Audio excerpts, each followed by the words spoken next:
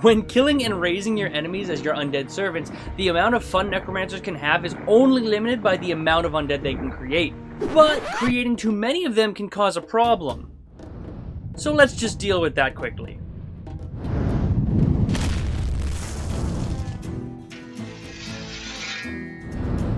Manipulating the realm of death like it's some sort of child's plaything.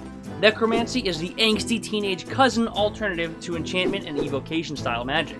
If there are two things that scream necromancy, it is 1. Raising the dead, and 2. Siphoning life essence from their victims. And that's exactly what we're going to do with the first spell on the list, Wither and Bloom. This is a really unique spell that creates a 10-foot radius sphere where each creature of your choice within that sphere must make a Constitution saving throw or take 2d6 necrotic damage or half as much on a successful save. That's the Wither side of the spell, but what about the Bloom? Well, in addition, you can also choose a creature within that area to roll a hit die and regain that amount of HP. You also get to add your spellcasting ability modifier to that, which is really nice. You literally siphon life essence from creatures within that circle to empower an ally. This spell screams necromancy with the whole life from death kind of circle of life theme going on with the spell. And since it's only a 2nd level spell, you can upcast it for additional damage and healing. While it might not be the most powerful spell, it definitely fits Necromancy School to a T and is an amazing addition to any spell list.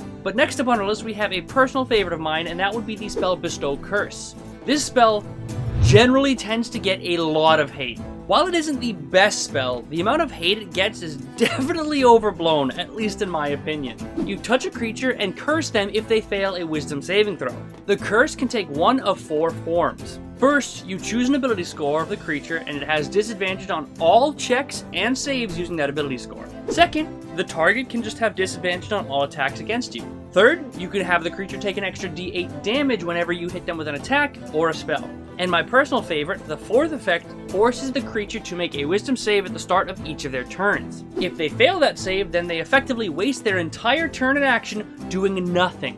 The reason this spell is underrated is because it is a 3rd level spell and it's a save or suck style spell.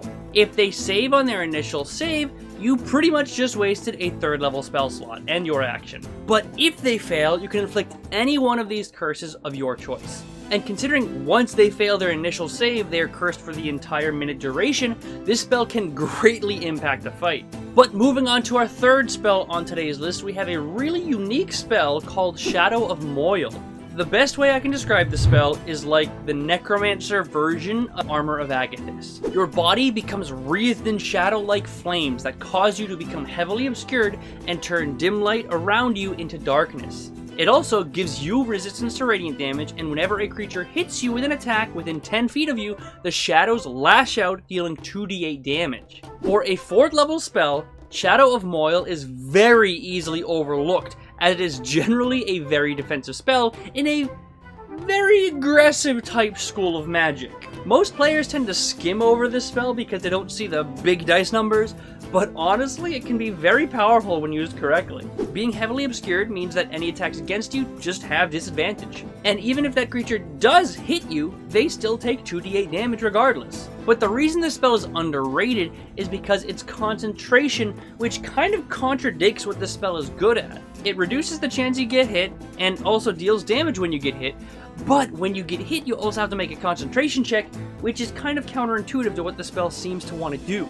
And considering it's a 4th level spell slot, it's not going to be a lot of fun when you lose it after one unlucky roll. But if you have a good AC and have decent concentration checks, this spell can be an amazing defensive boon for any melee caster build. Next up, we have a spell that I honestly forgot existed until I was writing the script for this video, and that spell is Enervation. A tendril of inky darkness reaches out from you and hits a creature within 60 feet of you. That target takes 2d8 damage on a successful dex save, but if they fail, things get a little bit more spicy. A target on a failed save takes 4d8 damage, and the spell can then be maintained, allowing you to deal 4d8 damage as an action each turn thereafter casting it. The spell ends if the target moves out of range or gains total cover from you. It sounds a little bit lackluster for a 5th level spell, but it does more. The damage this spell deals is from draining the life from the target, meaning that this spell has another effect you can probably guess. Whatever damage you deal with this spell, you also heal for half of the damage dealt. And considering this spell can last up to an entire minute,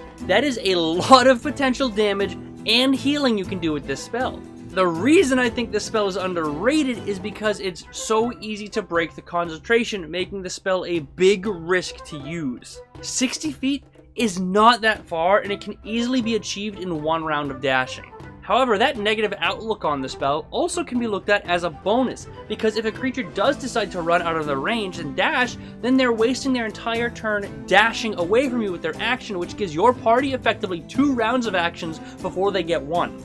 It's really a win-win no matter how you look at it. If they stay in range, you deal damage and you heal, and if they decide to run, then they waste multiple turns. It really sounds like a win regardless of what you do. All in all, Enervation is a really unique spell that excels at both offense and defense, so be sure to take a look at it the next chance you get. And for the final spell on today's list, we have the highest level spell of the day, and that would be Eye Bite. You choose a creature within 60 feet of you that then needs to make a wisdom saving throw or become affected by one of 3 different abilities that you can choose. First, that target falls asleep, falling unconscious. Second, the creature becomes frightened and must take the dash action until it is at least 60 feet away from you. Or third, it becomes sickened, gaining disadvantage on all attack rolls and ability checks, but it can attempt to remake its save at the end of each of its turns. Now, this spell is underrated because if a creature succeeds on its save, it is then immune to further effects from this spell.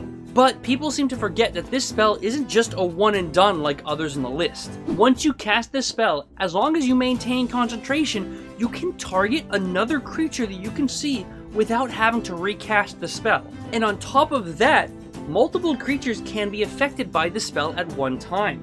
So you could theoretically affect up to 10 creatures with this spell with one cast, as long as you keep using it on each of your turns. But the reason I love this spell is because if they fail, then you can make them immediately fall asleep regardless of their health. Asleep equals unconscious, and unconscious equals bad for them. For those unaware, unconscious creatures obviously cannot act, but any attack against them that is within melee range happens to be an automatic critical hit. This means that you can put a target to sleep and have the rogue walk up and stab him for a critical sneak attack, or have a paladin walk up with a giant holy hammer and critical smite. The power you get from an auto crit is so strong, and considering you can potentially do this with multiple creatures, the spell easily becomes worth a 6th level spell slot. But anyways, that does it for my 5 underrated necromancy spells. As always, I wanted to end the video with a huge thank you to our patrons. You guys are amazing, and your support honestly means the world. If you guys want to join our Discord or our Patreon, I put all the links in the description below for you to check out. Also, if you have any underrated spells, leave a comment below and let me know. I read every comment, almost always reply, and who knows, I might even feature your comment in the next video. Thank you very much for watching, I hope you enjoyed, and I will see you on Friday.